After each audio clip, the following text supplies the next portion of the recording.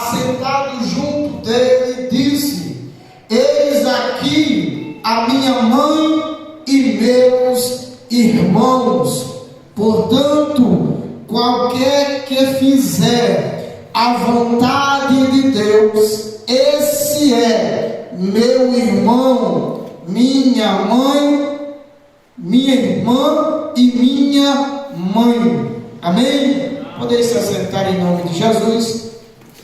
Queridos, bem breve, como o pastor falou, eu estou um pouco fanho, eu peguei uma gripezinha que não nos deixa às vezes só, sempre querem deixar algo registrado no decorrer do ano.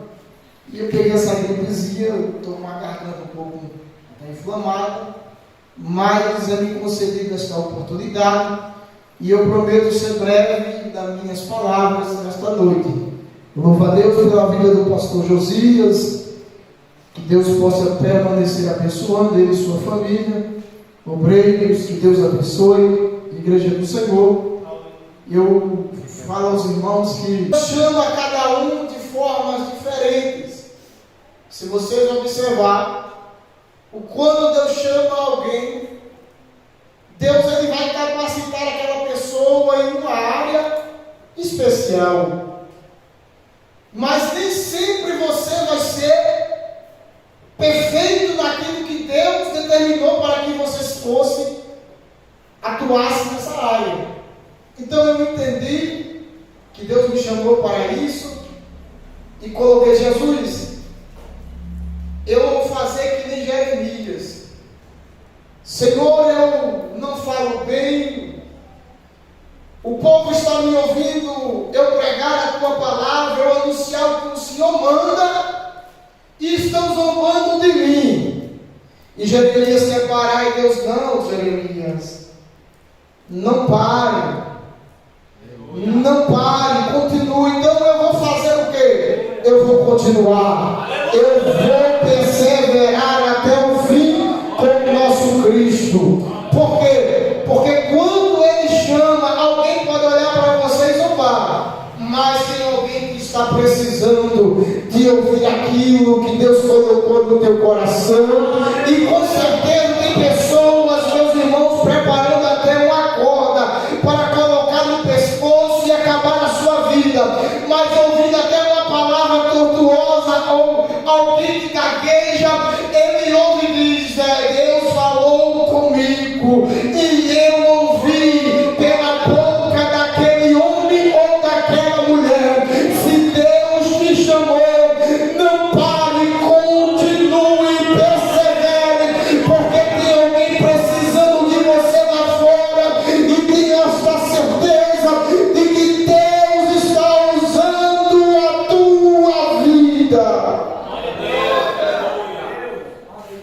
Agora, meus irmãos, o que nós paramos de entender é: Deus envia o seu Filho ao mundo. Ele envia o seu Filho e ele é concebido aqui a Maria. Maria dá à luz a um menino que ele não foi concebida no seu ventre por relações sexuais, não.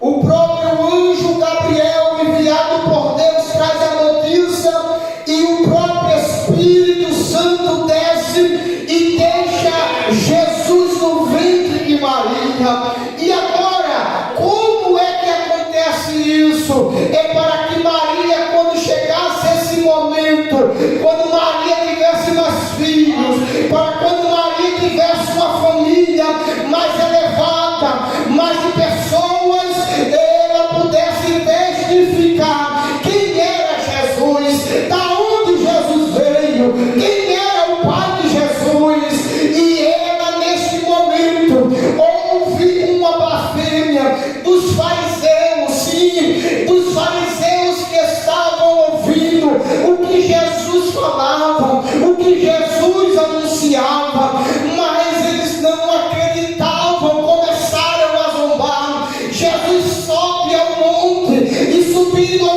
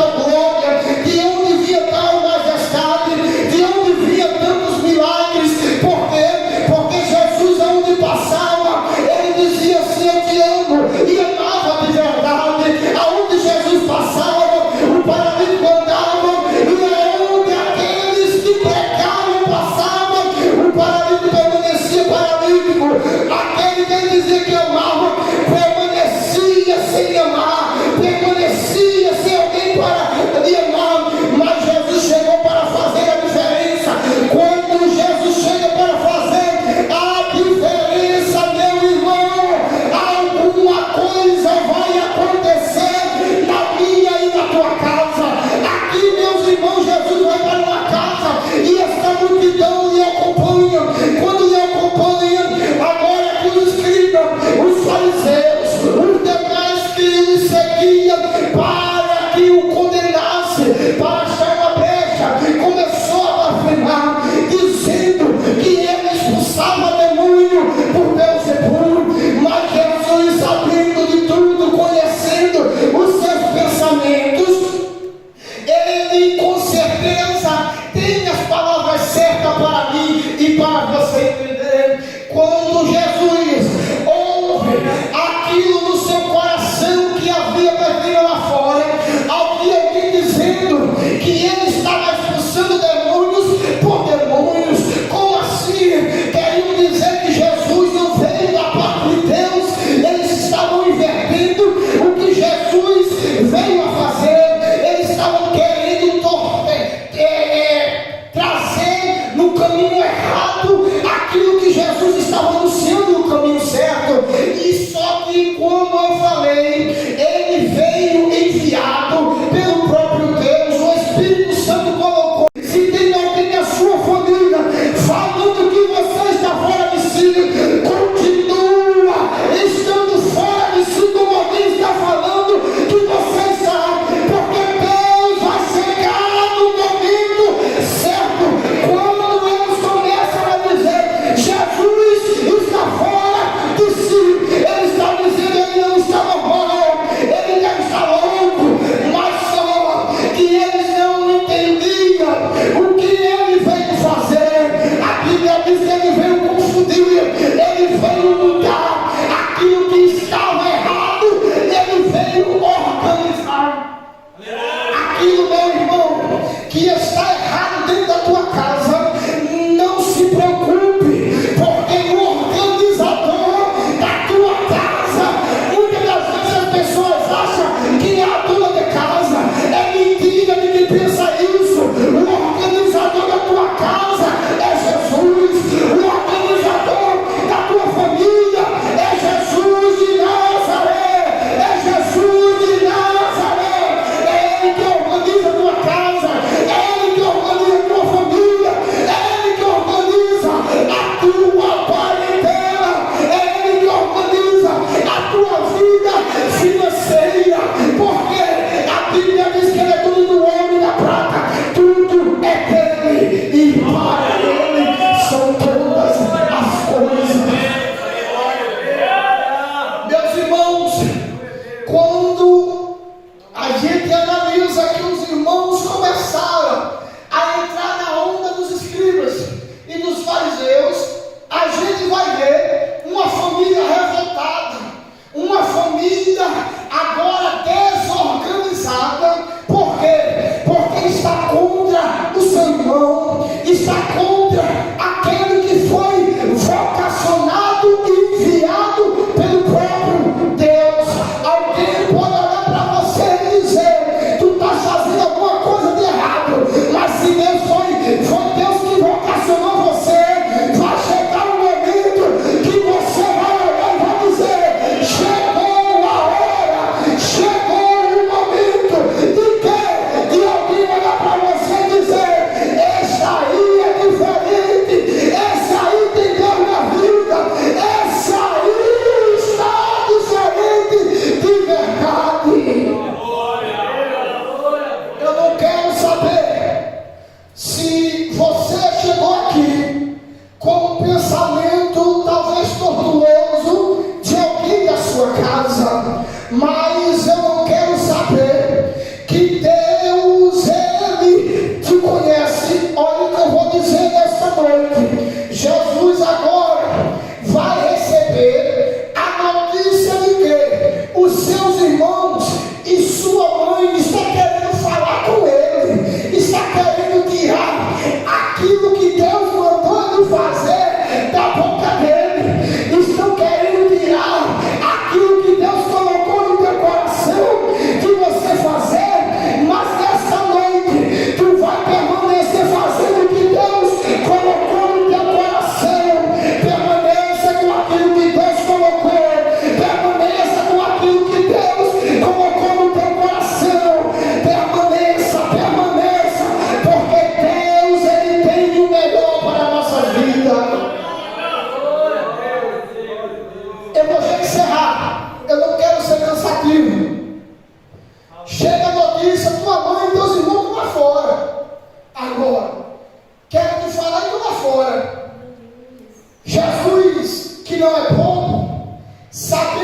estava vendo lá fora, Jesus vai e pergunta: quem são meus irmãos?